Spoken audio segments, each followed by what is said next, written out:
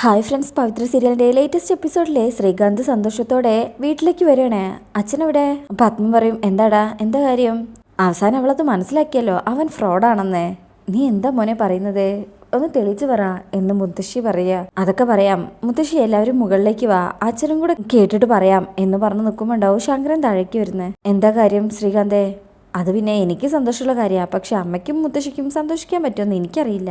മുത്തശ്ശിയുടെ പേരക്കുട്ടിയുടെ ഭർത്താവില്ലേ വിക്രം, MLA വാസുവിന്റെ മകനെ അവൻ നടു റോട്ടിലിട്ട് തല്ലിക്കൊല്ലുന്ന രീതിയിലാക്കി. ഇത് കേൾക്കുന്ന അമ്മയും മുത്തശ്ശിയും എല്ലാവരും ഞെട്ടിപ്പോവാ. ഇങ്ങോട്ടോ അങ്ങോട്ടോ എന്നറിയാതെ ആ ചെറുക്കൻ ICU കിടക്കുക. അവന്റെ ക്രൂരതകൾ കണ്ടിട്ട് ആരും തന്നെ അവനെതിരെ സാക്ഷി പറയാൻ തയ്യാറായില്ല. പക്ഷേ ഒരാൾ തയ്യാറായി. ആ ഒരാളെ ആരാണെന്നറിയോ?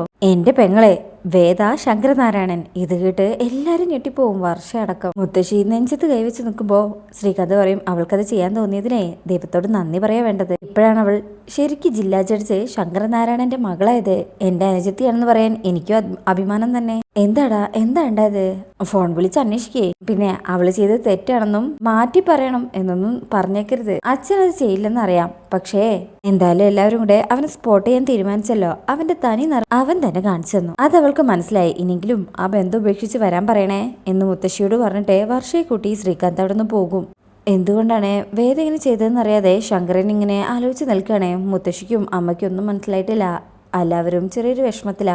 അതിനുശേഷം പിന്നീട് കാണിക്കുന്നത് വിക്രമിന്റെ വീട്ടിലെ വിക്രമിന്റെ അമ്മ ഇങ്ങനെ കരഞ്ഞുകൊണ്ടിരിക്കുമ്പോ ശ്രീചേട്ടത്തിയും നന്ദിനിയും കൂടെ വരും. ശ്രീചേട്ടത്തി ആശ്വസിപ്പിക്കുകയാണ്. അമ്മ ഇങ്ങനെ ഇരുന്ന് കരഞ്ഞിട്ട് എന്താ കാര്യം? പിന്നെ ഞാൻ എന്ത് ചെയ്യാനാ? അവളോട് ഞാൻ കാല് പിടിക്കുന്ന പോലെ പറഞ്ഞതാ, എന്നിട്ട് അവൾ കേട്ടോ? ഇത്രയും കാലം അവളൊന്നും നോക്കുപോലും ചെയ്യാത്ത മാഷിനിപ്പോ അവള് നല്ല കുട്ടിയായി. ഞാൻ അവളെ സ്വന്തം മകളെ പോലെയല്ലേ നോക്കിയത്? അപ്പൊ നന്ദിനി ചിരിക്കും. മകളെ പോലെയല്ല, മകള് തന്നെയായിരുന്നു അമ്മയ്ക്ക്. ഞങ്ങളെ രണ്ടുപേരെ സ്നേഹിക്കുന്നതിനേക്കാളും കൂടുതൽ സ്നേഹിച്ചിട്ടുണ്ട്. അതിലെ ശ്രീചേർത്തി നന്ദിനി എന്ന് വിളിക്കുമ്പോൾ നന്ദിനി പറയും, അല്ല ഞങ്ങൾക്ക് വിഷമമുണ്ടായിട്ടല്ല, പക്ഷെ ഞങ്ങൾ രണ്ടാളും എന്തായാലും ഇങ്ങനൊരു ചതി ഈ കുടുംബത്തോട് ചെയ്യില്ല, അതുറപ്പാ. അങ്ങനെ അമ്മയുടെ ഉള്ളില് ചെറുതായി ഒന്ന് എരിപിരി കയറ്റാൻ നന്ദിനിയെ മാക്സിമം ട്രൈ ചെയ്യുന്നുണ്ട്. അപ്പോഴായിരിക്കും ഓട്ടോയില് വേദ അങ്ങോട്ട് വരുന്നത്. ഓട്ടോയുടെ ശബ്ദം കേൾക്കുമ്പോൾ തന്നെ നന്ദിനി പറയും, ഇതാ ഒപ്പിട്ട് കൊടുത്തിട്ടുള്ള വരവാണെന്ന് തോന്നുന്നു, ഞാൻ നോക്കട്ടെ എന്ന് പറഞ്ഞു പോകുമ്പോൾ നന്ദിനി നിൽക്ക് എന്ന് പറഞ്ഞ് ശ്രീചേർത്തിയും പോവണേ. വേദയെ ഇപ്പോൾ അമ്മയുടെ ഉള്ളിൽ നല്ല ദേഷ്യമാണുള്ളത്. അങ്ങനെ നന്ദിനി ചെന്നിട്ട് പറയും, സാക്ഷിമൊഴി ഒപ്പിട്ട് കൊടുത്തിട്ടുള്ള വരവായിരിക്കും അല്ലേ? വേദ പറയും, ആ അതിനാണല്ലോ പോയത്. നീ ആരാടി, വലിയ സത്യവതിയോ? വേദ പറയും, ആരാണെങ്കിലും നന്ദിനിയടുത്തേക്കാളും മോശക്കാരിയല്ല പോരെ? നന്ദിനി പറയും, എന്റെ ഭർത്താവ് ഇങ്ങനൊരു തെറ്റ് ചെയ്താ ഞാനത് പോലീസിനോട് ഒറ്റിക്കൊടുക്കല്ല ചെയ്യാം. വേദ പറയും, അതെ, അതാണ് നമ്മൾ തമ്മിലുള്ള വ്യത്യാസം. ഒരു ന്യായാധിപൻ വളർത്തിയ കുട്ടിയായതുകൊണ്ടായിരിക്കാം എനിക്ക് ഇച്ചിരി നീതിബോധം കൂടുതലാണ്. ഓ, എന്നിട്ടാണോ നീതിബോധമുള്ള നിന്റെ അച്ഛൻ വളർത്തിയ മകനായ നിന്റെ ചേട്ടനും ഭാര്യയും കൂടെ അവനെ കൊല്ലാൻ നടക്കുന്നത്? അത് കേൾക്കുമ്പോൾ വേദയ്ക്ക് അങ്ങ് ദേഷ്യം വരും. ഉത്തരം മുട്ടിപ്പോവും. നന്ദിനി അറിയും, അക്കാര്യം വിടെ, നിന്റെ ഉള്ളിലുള്ള അജണ്ടയൊക്കെ എനിക്ക് നന്നായിട്ട് അറിയാം. വേദ പറയും, എന്റെ ഉള്ളില് ഒരു അജണ്ടയില് നന്ദിനി അടുത്തി തെറ്റ് ചെയ്തിട്ടുണ്ടെങ്കിൽ ശിക്ഷ അനുഭവിക്കണം, അതാരാണെങ്കിലും. പിന്നെ ചില സമയത്തെ ശിക്ഷ അനുഭവിക്കുന്നതാണ് സ്വതന്ത്രമായി നടക്കുന്നതിനേക്കാളും നല്ലത്. അത് മനസ്സിലാക്കാൻ നന്ദിനി അടുത്തിയുടെ ബുദ്ധി പോരാന്ന് മാത്രം. ശരി, എനിക്ക് ബുദ്ധിയില്ല, പക്ഷേ ഈ വീട്ടിൽ വന്നു കയറിയ മരുമക്കളിൽ ഏറ്റവും ബുദ്ധിയും വിവേകവും കഴിവും സ്നേഹമൊക്കെ നിനക്കാണെന്ന് പറഞ്ഞ് നിന്നെ തലയിൽ കയറ്റി വെച്ച് നടക്കുന്ന ഒരാളുണ്ട്, അമ്മ. ഈ ന്യായമൊക്കെ നീ അവരുടെ അടുത്ത് ചെന്ന് ബോധ്യപ്പെടുത്ത്. അപ്പൊ വേദ ശ്രീചേർത്തിയെ നോക്കിക്കൊണ്ട് അകത്തേക്ക് കയറി പോവണേ. ശ്രീജ ഇങ്ങനെ നന്ദിനിയെ ദേഷ്യത്തിൽ നോക്കുന്നുണ്ട്. ഇങ്ങനെയും പ്രശ്നങ്ങൾ ഇപ്പൊ ഉണ്ടാക്കുന്നുണ്ടല്ലോ എന്ന് കരുതിയിട്ട്. ശേഷം വേദ അമ്മയുടെ അടുത്തേക്ക് ചെല്ലുമ്പോ അമ്മയുടെ മുഖം ഇതുവരെ കാണാത്ത രീതിയിലാണ് നല്ല സങ്കടവും ദേഷ്യമൊക്കെ കലർന്നിട്ട്. അപ്പോഴേക്കും നന്ദിനിയും വരും. ഒപ്പിട്ട് കൊടുത്തിട്ടുള്ള വരവാ. അങ്ങനെ വേദ അമ്മേ എന്ന് വിളിച്ച് അടുത്തേക്ക് നടക്കുമ്പോൾ അമ്മ ഒന്നും മിണ്ടാതെ അകത്തേക്ക് കയറിപ്പോയി ആ കഥകം ശക്തിയിലടക്കിയ അടച്ചത് വേദയ്ക്ക് കിട്ടിയൊരു അടി പോലെയാ വേദയ്ക്ക് തോന്നിയത്. അത്രയും ദേഷ്യത്തില് അമ്മ ചെയ്തത്. ഇത് കാണുമ്പോൾ നന്ദിനിക്ക് നല്ല സന്തോഷാവുന്നുണ്ട്. വേദ ഇങ്ങനെ സങ്കടത്തിൽ കരയുമ്പോൾ നന്ദിനി അങ്ങ് പൊട്ടിച്ചിരിക്കും. നിന്നെ പിടിച്ചു കൊണ്ടുപോവാൻ ഗുണ്ടകൾ ഈ വീട്ടിൽ വന്നപ്പോൾ അവരെ തല്ലി ഒടിച്ച് നിന്റെ കൈ പിടിച്ച് നിന്നെ ആദ്യമായി ഈ വീട്ടിലേക്ക് കയറ്റിയതേ ഈ അമ്മയാ. ആ അമ്മയാ ഇപ്പൊ നിനക്കെതിരെ വാതിലടച്ചത്. ഇനി ആ അമ്മ തന്നെ നിന്റെ കഴുത്തിന് പിടിച്ച് നിന്നെ പുറത്തേക്ക് തള്ളും, നോക്കിക്കോ എന്ന് പറഞ്ഞ് നന്ദിനി അവിടുന്ന് പോവണേ. വേദ കരഞ്ഞുകൊണ്ട് ശ്രീചേർത്തിയെ നോക്കണേ. ശ്രീചേർത്തിക്ക് ഒന്നും പറയാനാവുന്നില്ല. അതൊരു പാവത്തിനെ പോലെ ഇങ്ങനെ നിൽക്കണേ. അങ്ങനെ വേദ കരഞ്ഞുകൊണ്ട് അകത്തേക്ക് പോകും. ശേഷം പിന്നീട് കാണിക്കുന്നത് രാത്രിയിലെ പോലീസ് സ്റ്റേഷനിലെ വിക്രം ഇങ്ങനെ ഇരിക്കുന്ന സമയത്ത് അങ്ങോട്ടൊരു ജീപ്പ് വരുന്ന ശബ്ദം കേൾക്കണേ. അവിടെയുള്ള കോൺസ്റ്റബിൾ പറയും, സാബു സാറാണെന്ന് തോന്നുന്നു, അതിന് സാറ് ലീവിലല്ലേ എന്ന് മറ്റൊരു ഉദ്യോഗസ്ഥനും പറയും. ഇതെല്ലാം വിക്രം ഇങ്ങനെ കേൾക്കാ. സാബു സാർ വന്നിട്ട് ചോദിക്കും, എന്താടോ CA ഇല്ലേ? ഇല്ല സാർ. വനിതാ പോലീസ് ഇല്ലേ? അപ്പൊ അവരും വരും. ആ എല്ലാവരും ഒന്ന് പുറത്തേക്ക് നിൽക്ക്. അല്ല സാർ, അതെ പറഞ്ഞത് കേട്ടാ മതി. പ്രതി ആത്മഹത്യ ചെയ്യുമ്പോൾ നിങ്ങൾ എന്തോ ശബ്ദം കേട്ട് പുറത്തായിരുന്നു, അത്രയേ ഉള്ളൂ. ചെല്ല് എന്ന് പറയുമ്പോൾ ആ വനിതാ പോലീസ് അവിടുന്ന് പോകും. അവര് രണ്ടുപേരും അവിടെ തന്നെ, അതായത് ആ കോൺസ്റ്റബിൾമാര് അവിടെ നിൽക്കുമ്പോ എന്താ നിങ്ങളോട് ഇനി പ്രത്യേകം പറയണോ? ഈ സമയം അവരോട് പറയണ്ട, എന്നോട് പറയാം എന്ന് പറഞ്ഞുകൊണ്ട് CI സാർ അങ്ങോട്ട് വരണേ. പെട്ടെന്ന് CI സാർ അവിടെ കാണുമ്പോ സാബു സാർ ഒന്നും ഞെട്ടിപ്പോകുന്നുണ്ട്. ആരുടെ കൊട്ടേഷൻ കൊണ്ടാ താനിവിടെ വന്നതെന്ന് എനിക്കറിയാം. അപ്പൊ ഈ സാബു സാറെ SI സാറെ അവിടെ ഇല്ലെന്ന് പറഞ്ഞല്ലോ. അയാളെങ്ങനെ നോക്കുമ്പോ CI സാർ പറയും, എന്തിനാ അയാളെ നോക്കുന്നത്? ഞാൻ പുറത്തു പോയിന്ന് പറഞ്ഞതുകൊണ്ടാണോ? അതെ, താൻ എന്തിനാ വന്നതെന്ന് അറിയാൻ വേണ്ടിയാണെന്ന് തന്നെ കൂട്ടിക്കോ. തന്റെ ലീവ് എന്നാ കഴിയാ? അടുത്ത ആഴ്ച എന്നിങ്ങനെ സാബു ദേഷ്യത്തിലും എന്നാ ഈ വന്ന കാര്യം നടക്കാത്തതിലുള്ള ഒരു സങ്കടത്തിൽ പറയുമ്പോ, എങ്കിൽ സാറ് പോയി അടുത്ത ആഴ്ച വാ, അതുവരെ സ്റ്റേഷനിലെ കാര്യങ്ങളെ ഞാൻ നോക്കിക്കോളാം. എന്താ പോകുന്നില്ലേ?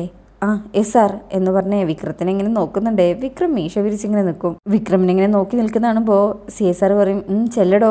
അങ്ങനെ സാബു വിക്രത്തിനെ നോക്കിക്കൊണ്ട് നാണം കെട്ടാണ് അവിടെ നിന്ന് ഇറങ്ങി പോകുന്നത്. പോയി കഴിഞ്ഞാല് വിക്രം പറയും, സാർ അങ്ങനെ പറഞ്ഞു വിടണ്ടായിരുന്നോ? അങ്ങനെ ഒരാഗ്രഹം തീർക്കാൻ വന്നതല്ലേ? CI സാർ പറയും, ഡാടാ നിന്റെയൊക്കെ താളം തുള്ളലിൽ നിൽക്കാനല്ല ഞാനിവിടെ യൂണിഫോം ഇട്ട് നിൽക്കണത്. ഈ കേസും കൊണ്ട് നിന്നെ കൊണ്ടുപോയി നിർത്താൻ പോകുന്നത് നിന്റെ അമ്മായച്ചന്റെ കോടതിയിലേക്കാ. അവിടെ നിനക്കെതിരെ സാക്ഷി പറയാൻ പോകുന്നത് നിന്റെ ഭാര്യയും.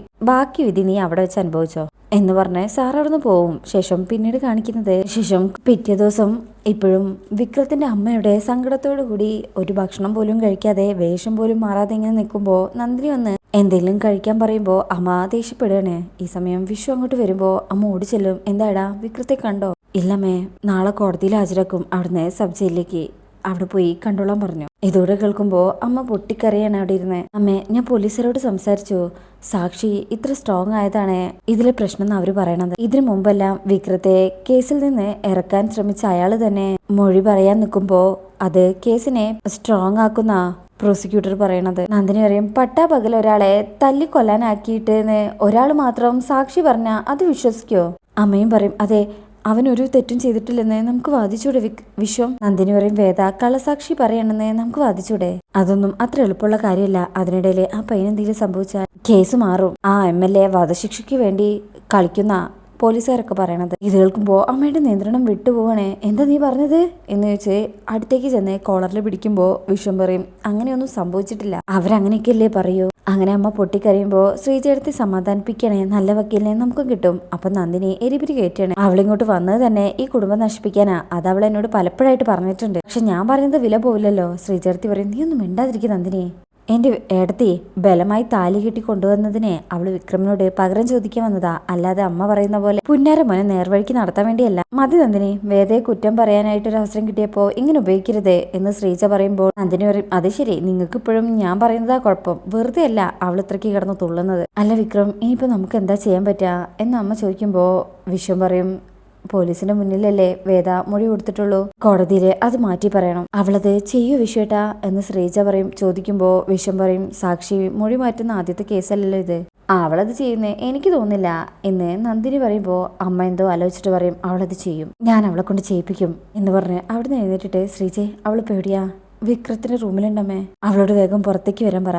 അപ്പോഴേക്കും നന്ദിനി പറയും, ഞാൻ വിളിക്കാം എന്ന് പറഞ്ഞ് അങ്ങോട്ട് പോവാണ് വേദയെ വിളിക്കാനായിട്ട്. വേദയും റൂമിൽ എന്തോ ആലോചിച്ചിങ്ങനെ സങ്കടത്തിലിരിക്കുമ്പോഴാണ് നന്ദിനി വരുന്നത്. ഡി നിന്നെ അമ്മ കാണണമെന്ന് പറഞ്ഞ് വിളിക്കുന്നു. വേദ പോകാൻ തുടങ്ങുമ്പോ തന്നെ നന്ദിനി പറയും, ധൃതിയിൽ പോണ്ട, വിക്രത്തിനെതിരെ സാക്ഷി കൊടുത്തതുകൊണ്ട് മാലയിട്ട് ഉമ്മ തരാനല്ല വിളിച്ചത്, ഞാൻ പറഞ്ഞതിന്റെ ആദ്യം കേട്ടോ, ചൂടോടെ കൈപ്പറ്റാൻ നോക്ക്, പൊയ്ക്കോ. അങ്ങനെ വേദ അവിടെ നിന്ന് പോവാ. അങ്ങനെ വേദ അവിടെ അടുത്ത് വന്ന് നിൽക്കുമ്പോ അമ്മ നല്ല ദേഷ്യത്തിലാണ് നിൽക്കുന്നത്. എന്നിട്ട് പറയും, നീ കണ്ടു എന്ന് പറയുന്നത് സത്യമായിരിക്കാം, പോലീസ് സ്റ്റേഷനിൽ പോയി മൊഴി കൊടുത്തതും ശരിയായിരിക്കാം, പക്ഷേ അത് നീ കോടതിയിൽ മാറ്റി പറഞ്ഞേ പറ്റൂ. അവനൊരാളെ തല്ലിക്കൊല്ലാറാക്കിന്ന് കണ്ടത് നീ മാത്രാ സാക്ഷി പറയുന്നത്, വേറെ ഒരാൾ പോലും അത് കണ്ടിട്ട് പോലും ഇല്ല. വേദ പറയും, അത് അവര് പേടിച്ചിട്ടാ പറയത്തത് എന്ന് മുഴുവിപ്പിക്കുമ്പോഴേക്കും അമ്മ ദേഷ്യത്തിൽ പറയും, അല്ല, ന്യായം എന്റെ മകന്റെ ഭാഗത്താണെന്ന് മനസ്സിലാക്കിയതുകൊണ്ടാ. ഒരു ബന്ധവുമില്ലാത്ത നാട്ടുകാർക്ക് എന്റെ മകന്റെ ഭാഗത്ത് തെറ്റില്ലെന്ന് മനസ്സിലായി, അത്ര പോലും നിനക്ക് മനസ്സിലായില്ല അല്ലേ? അതില് വേദയ്ക്ക് സങ്കടാവുന്നുണ്ട്. അവനോട് പ്രതികാരം ചെയ്യാനാ നീ വീട്ടിലേക്ക് വന്നു കയറിയതെന്ന് എല്ലാവരും പറഞ്ഞിട്ടും ഞാനത് വിശ്വസിച്ചില്ല. ഇന്നിപ്പോ എനിക്കും തോന്നുന്നു നന്ദിനി പറഞ്ഞതാ ശരിയെന്ന്. ഇത് വേദയെ കൂടുതൽ വേദനിപ്പിക്കും. നന്ദിനിക്ക് സന്തോഷാവുന്നുണ്ട്. വേദ അമ്മേ എന്ന് വിളിച്ച് തുടങ്ങുമ്പോഴേക്കും അമ്മ നിർത്താൻ പറയും. എനിക്കൊന്നു മാത്രം അറിഞ്ഞാൽ മതി, ഞാൻ പറഞ്ഞതുപോലെ ചെയ്യാൻ നിനക്ക് കഴിയുമോ ഇല്ലയോ എന്ന്. അമ്മേ, വിക്രം തെറ്റാ ചെയ്തത്, അതിനുള്ള ശിക്ഷ അനുഭവിക്കണം. ശിക്ഷ വിധിക്കാൻ നീ ആരാ? നീ പറയുന്ന സാക്ഷി മുഴുക്കി അവൻ എന്ത് ശിക്ഷ ലഭിക്കാൻ പോകുന്നതെന്ന് നിനക്കറിയോ? എന്റെ മകന്റെ ജീവിതകാലം മുഴുവനും ഇരുട്ടറയിലേക്ക് തള്ളിയിട്ടിട്ടാണോ നീ നീതി നടപ്പാക്കാൻ പോകുന്നത്? പറ. അതിലെ വേദ പറയും, വിക്രം ക്രൂരമായി ആക്രമിച്ച ആളെ ഇപ്പോഴും ആശുപത്രിയിലെ മരണത്തോട് മല്ലടിയാണ്, അതമ്മയ്ക്കറിയോ? അമ്മ പറയും അവൻ അങ്ങനെ ചെയ്തിട്ടുണ്ടെങ്കിൽ അതിന്റെ പിന്നിൽ ഒരു കാരണം ഉണ്ടായിരിക്കും. ശ്രീജയും പറയും അതെ വേദ, അല്ലാതെ അവരങ്ങനെ ചെയ്യില്ല. വേദയ്ക്കും എന്ന് വെച്ചാ കാരണം ഉണ്ടെങ്കിൽ വിക്രത്തിന് എന്തും ചെയ്യാൻ അധികാരം ഉണ്ടെന്നാണോ? ആശുപത്രിയിൽ കിടക്കുന്ന ആളെ തെറ്റ് ചെയ്തെന്ന് തന്നെ കരുതുക. അയാളെ ശിക്ഷിക്കാൻ അമ്മയുടെ മകനാരാ? ഈ നാട്ടിലെ നിയമങ്ങൾ വിക്രത്തിന് ബാധകമല്ലെന്ന് ശ്രീജയടുത്ത് വിശ്വസിക്കുന്നുണ്ടോ? ഇങ്ങനെ തിരിച്ചു ചോദിക്കുമ്പോ അവരെല്ലാം വേദയുടെ ചോദ്യത്തിന് മുന്നിൽ ഞെട്ടി നിൽക്കണേ നന്ദിനിയും. എന്നിട്ട് പറയും നീ കൂടുതൽ പറയണ്ട. ആശുപത്രിയിൽ കിടക്കുന്നവൻ വിക്രം തല്ലിയിട്ട് അങ്ങനെ ആയതെന്ന് നിനക്കെന്താ ഉറപ്പ്? വേദ പറയും ഞാൻ എന്റെ കണ്ണാലെ കണ്ടതാ. മുഖത്ത് കണ്ട നിനക്ക് മാത്രമേ ഉള്ളൂ, നാട്ടുകാർക്കില്ലേ? വിക്രം അവനെ അടിച്ചിട്ടുണ്ടാവാം ശരി, പക്ഷെ അവനിങ്ങനെ ആയത് വേറെ ആരെങ്കിലും ആക്രമിച്ചിട്ടാണെങ്കിലോ? സത്യത്തിൽ ഒരു മുഖം മാത്രമല്ല ഉള്ളത്, പല മുഖങ്ങളുണ്ട്. അത് തെളിയിക്കാൻ ഇവിടെ കോടതിയും ഉണ്ട്. അപ്പോഴേക്കും എന്നാ പിന്നെ കോടതിയിലെ നന്ദിനി പോയി വാദിക്കേ എന്ന് പറഞ്ഞ് മാഷ് അങ്ങോട്ട് വരികയാണ്. വന്നിട്ട് മാഷ് പറയും സത്യത്തിന് പല മുഖങ്ങളില്ല നന്ദിനി, ഒരു മുഖം മാത്രമേ ഉള്ളൂ നന്ദിനി. വേദയുടെ ഇപ്പോഴത്തെ നിലപാടാണ് സത്യം നന്ദിനി. എന്നിട്ട് വേദയോട് പറയും ആര് പറഞ്ഞാലും നീ നിന്റെ മനസ്സ് മാറ്റരുത് കുട്ടി, ഞാൻ നിന്നോടൊപ്പം ഉണ്ട്. അപ്പോൾ കമല മാഷേ എന്ന് കരഞ്ഞിട്ട് വിളിക്കുമ്പോൾ മാഷ് പറയും നിങ്ങളോട് എല്ലാവരോടായിട്ടും ഞാനൊരു കാര്യം പറയാം. വേദയ്ക്ക് എന്താ ശരിയെന്ന് തോന്നുന്നോ അത് പ്രവർത്തിക്കാനുള്ള സ്വാതന്ത്ര്യം അവൾക്കുണ്ട്. അവളുടെ തീരുമാനത്തെ ചോദ്യം ചെയ്യാനോ മറ്റെന്തിനെങ്കിലും അവളെ നിർബന്ധിക്കാനോ ആർക്കും അവകാശമില്ല. ഈ വിഷയത്തിൽ ഇനി ഇവിടെ ഒരു ചർച്ച വേണ്ട. ഇത് കേൾക്കുമ്പോ അമ്മയ്ക്കൊക്കെ നല്ല സങ്കടമുണ്ട്. വേദയ്ക്കും ഇപ്പൊ നല്ല വിഷമത്തോടു കൂടി നിൽക്കുന്നത് കാണിച്ചിട്ടാ ഈ ഭാഗം കഴിയുന്നത്. അപ്പോൾ റിവ്യൂ ഇഷ്ടപ്പെട്ടിരുന്നുണ്ടെങ്കിൽ ചാനൽ സബ്സ്ക്രൈബ് ചെയ്യുക, ലൈക്ക് ചെയ്യുക, ഷെയർ ചെയ്യുക, കമന്റ് ചെയ്യുക. താങ്ക്